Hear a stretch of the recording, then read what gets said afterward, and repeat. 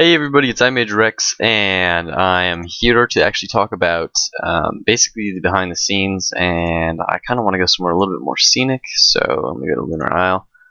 But I actually have a reward from the School of Fortune that I got. For some reason, I always come out with videos where I get the rewards, but this time it's actually the Botanist Trousers and the Botanist Gloves, so I have an added 2% experience gain on Herblore. And I found out these are actually a daily bonus, they're not like a experience bonus, so I'm going to use the crap out of them. So I spent all my money on Herblore, and mainly for the majority of this video I'm actually just going to be making potions. So you can feel free to either listen or watch me, but I'm literally just going to be making potions. So it's not 100% required. So let me start by talking about what I'm going to be talking about, I guess. No, I'm going to be talking about the behind the scenes, and what's happening in the behind the scenes is, I don't think much, but enough where I think cool things are going to be happening. The first thing is actually, or the first thing that I noticed was that it's October, and what happens in October is the Halloween event, and the Halloween event is always usually pretty fun. I guess not always, sometimes it's pretty crappy, but it is a seasonal event, which is pretty exciting to look forward to, as there's only like 4 a year, and the Thanksgiving one always sucks. So that's something that I'm personally looking forward to. Maybe get some new items, look forward to that kind of stuff. So overall it should just be a fun event. I'm not sure what the event is, I haven't looked at it at all. I did see that they had kind of a semi-seasonal event where they had the Festival of the Dead, which is for the Mexican holiday, Festival of the Dead, or Day of the Dead, Dia de... I don't remember. Is it No Vivo de Dia? I don't know. Dia de No Viva. I don't speak Spanish, as you can tell. And I think if anyone actually speaks Spanish and just heard me say that, I probably sound like the most retarded person in the world. But try to forget what I just said. So the cool thing that I heard about that was that you get a huge amount of experience if you do that. You actually get something like 415,000 prayer experience. Now, I would be out there doing that, except I have 99 prayers, so I think I got a little bit shafted on that part.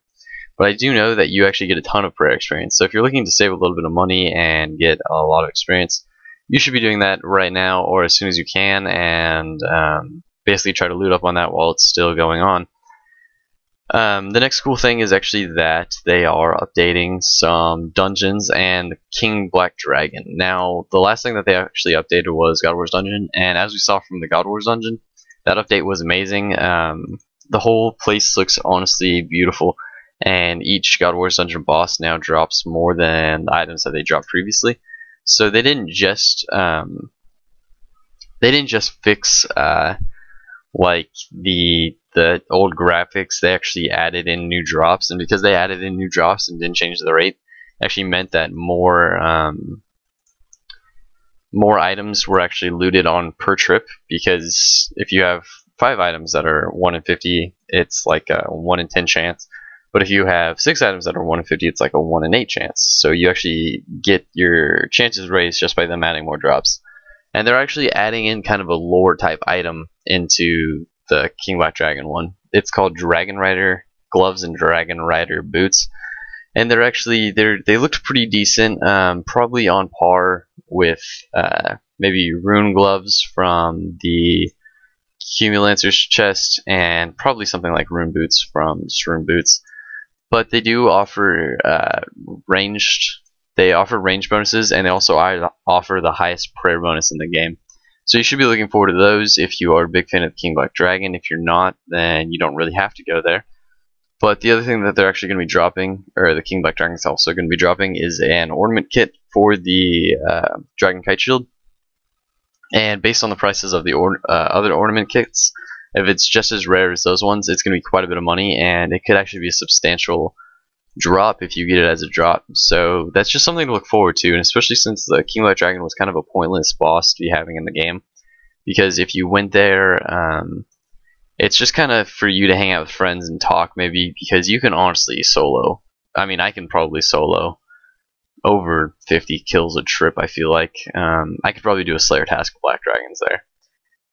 that seems a little bit ridiculous, but I think it's possible. I think I've done it before, and now it actually sounds like it's going to be pretty decent or pretty worth it to be doing that. So maybe higher level players will have a reason to go there, and it might actually be pretty crowded.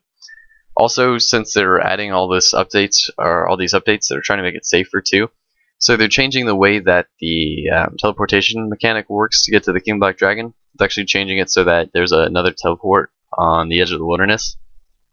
So you don't actually have to go into the wilderness to get to the King Black Dragon anymore. But and I'm honestly guessing that's just because on opening day, if they had that, then the KBD layer would probably just be surrounded by PKers waiting to kill people.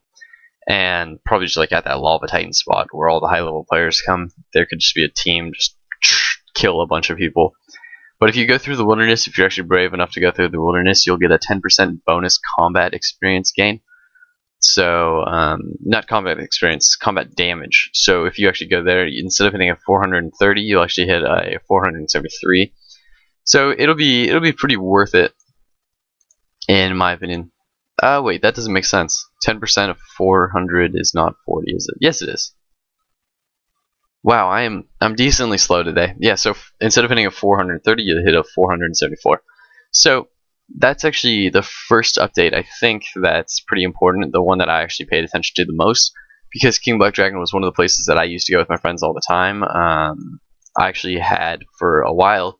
I had 4 King Black Dragon heads before I got rid of them. I actually alched them. They alched for 50k each, by the way, so it was pretty worth it at the time because I wasn't exactly rich and I didn't have almost any money.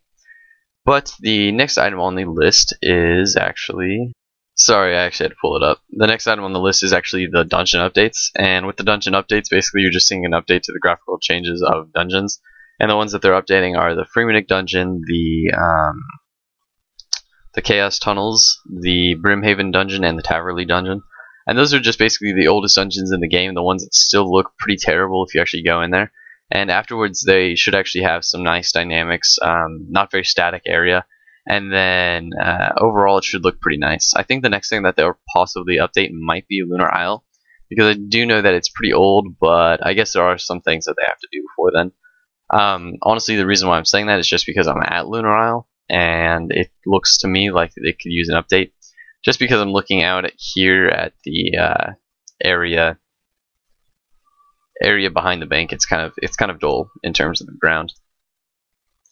But yeah, so graphical rework on the dungeons. And then they're also adding a thing called Goblin Mobs. And then the Goblin Mobs actually just sound like a kind of a random event where it says if you're at a mining site in Runescape, they will randomly pop up and try to claim the place as theirs. So nothing really too important there, except if you're not max combat, they'll actually give you a couple of drops and some combat experience. And one of the drops is actually a shield that gives you a combat experience bonus multiplier. So you can actually get bonus experience by killing those mobs or whatever they're calling it. Just getting kills. You can even travel to the village, it says, to kill the boss monsters. And the next thing on the list is actually the quest, What's Mine is Yours. Now this quest is actually going to replace the Dorix quest, which is actually a pretty low level quest. It's free to play. That used to give you a fat chunk of mining and smithing experience, and the reason why they're replacing it is, honestly, I don't know. I can imagine they would do it if they had a graphical rework to go with it, but I'm not sure if they will. But if you are not a low level player, you can still do this quest because it will actually give you a couple of things that might be pretty interesting to you. One of them is actually 13,000 mining experience and 50,000, or I guess technically 48,000 smithing experience, which is enough that I will actually be going and doing it too on the opening day if it lets me, if it doesn't have it already marked down, since I've done the Dorix quest. And then if you continue to do that, you can actually get a bonus amulet that will give you double experience in mining or smithing. And this will actually give you bonus experience up to 144,000 experience. So again, I'm not sure if that means it'll give you 288,000 experience, but if it does, that is enough for me to get 97 mining for half the time. So that's worth it to me since I'm going for 99 mining eventually. Obviously I'm training Herbal right now, but I will be going for 99 mining, and that'll be a great help to me. So I'm looking forward to doing that quest, and I'll probably actually have a video out of the quest on the release date. And for the Halloween event this year, it's actually another quest, or kind of a mini quest that'll give you prayer experience. So if you're up to some prayer experience and killing things like ghosts or revenants, it says possibly even the Gobblers brothers, those will count. You actually gain prayer experience, and then we'll probably actually get some new items, some decorative or collective items. And that's about it. They don't usually release too much on the Halloween event beforehand because they don't want to give out all the information. But it should be available, and my prediction is the week before Halloween, because since Monmark has been this. Okay, so I'm going to explain this. When I started playing, they used to have it out literally on the spot 2 weeks before the event. So Christmas, you could expect it out the what is Christmas? This is the 25th. So you could expect it out on the 11th or 12th, guaranteed every year. And since the new CEO has changed, it's actually been kind of delayed. I think 1 year is a couple days before, and then it started getting kind of back a little bit. It was like a week before, but it was never really on time with the 2 week before mark, like I always used to remember. So they keep that one kind of secret, and you can really look forward to it. No spoilers there. They might give out a little bit of information this time, because since they've updated the Runescape YouTube page, they've actually been trying to make it really interactive with the community and really make everyone interested in their updates, which is actually a really good idea. And I think if you're getting interactive with the community, that's also a good idea. It honestly looks like the game is taking a change for the better, but we're just not used to it, and we have to adapt to that. So we'll see how that goes. For the rest of the actual behind the scenes of October, it's Solomon Store bullshit. So you don't have to worry about that, and it's basically unimportant crap. Like today, I honestly saw on the front of the homepage, Solomon Store new haircuts. If you did not know this, you can go to Falador, and on the west side of Falador, you can go to the barber and actually get your hair cut or changed from what it is currently.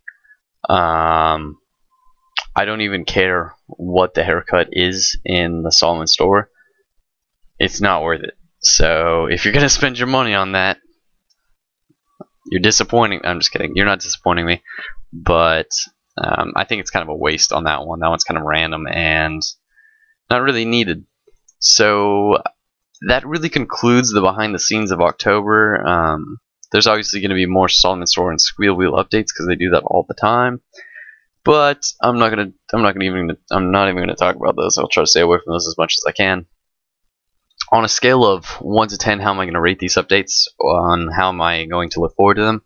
I'm going to look forward to the dungeon rework pretty highly, but that's just in a graphical terms rework. I want to see the whole of RuneScape pretty much looking better, and it honestly is. So that is hopefully going to be anywhere between an 8 and a 10.